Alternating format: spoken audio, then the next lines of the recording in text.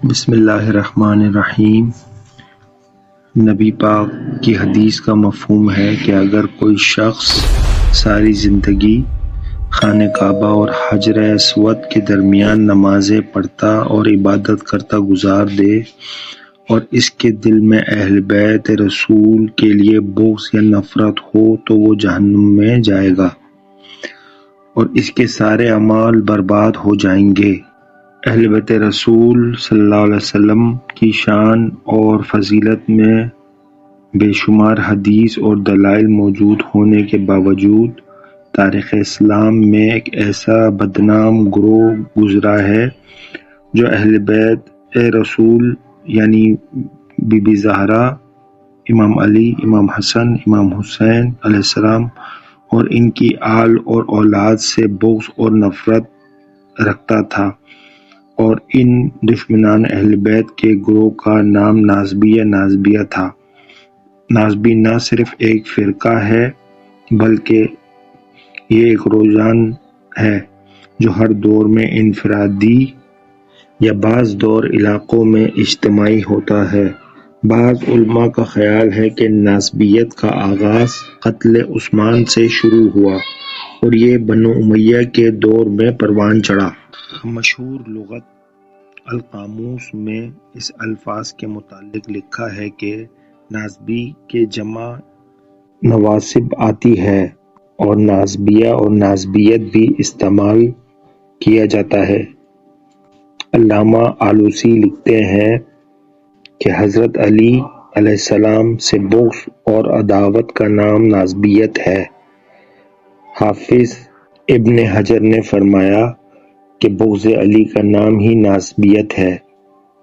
علامہ ابن تیمیہ الفتاویٰ میں لکھتے ہیں کہ ناصبی وہ لوگ ہیں جو اہل بیت کو اپنے کسی قول یا فعل کی وجہ سے تکلیف پہنچاتے ہیں۔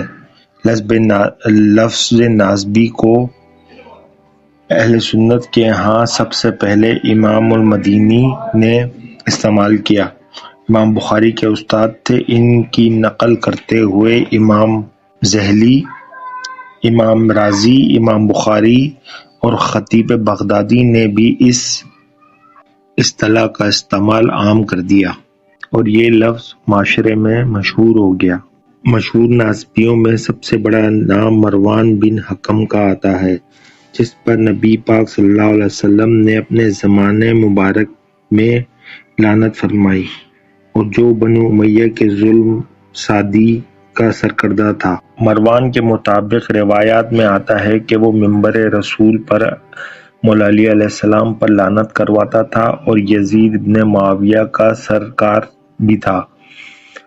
اس طرح ہری بن عثمان حمصی مشہور ناصبی تھا جو امام علی علیہ السلام کی شان میں اور گھٹائی کر کے جھوٹے حدیثیں بتاتا تھا اور صبح و شام امام علی علیہ السلام پر 70 مرتبہ لعنت کیا کرتا تھا۔ اس طرح زید بن علاقہ سابنی امام حسن کو گالیاں دیا کرتا تھا۔ عمران ابن خطان جو امام علی علیہ السلام کے قاتل کی تعریف کرتا اور اسحاق بن سوید بن حریرہ مشہور ناصبیوں کے نام ہیں۔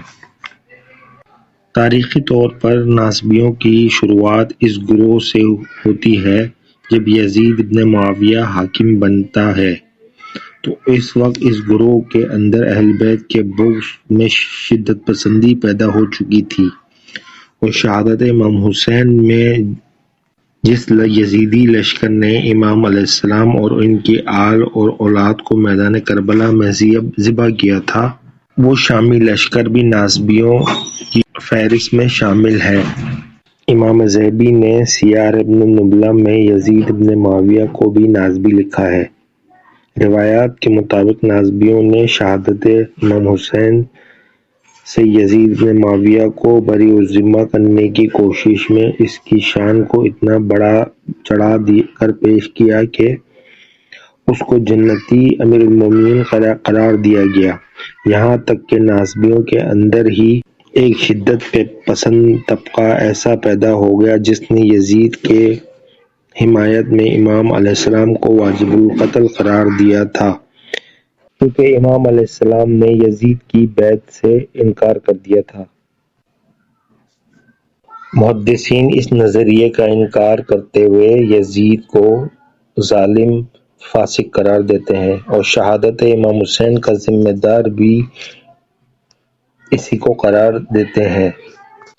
ناصبی فرقہ دمشق اور شام میں خوب پھلا پھولا اور بنی امیہ کی خلافت کے آخری دور میں شام کا یہ حال تھا کہ ناصبی کھلے عام بازاروں اور ممبروں پر اہل بیت اور اولاد علی کو گالیاں دیا کرتے تھے اور شب و شتم کیا کرتے تھے، جسے خلافت بنو عباسیہ میں ختم کیا گیا۔ روایات کے مطابق علی علیہ السلام کے بعد آنے والے تمام اماموں کے تمام قاتل ناصبی تھے، جن لوگوں نے ان پر ظلم کیا اور ساری زندگی پریشان کرتے رہے۔ یہ بدنام زمانہ گروہ آج بھی موجود ہے، جو اپنی کتابوں اور رسالوں کے ذریعے ناصبیت اور عام کرتے ہیں۔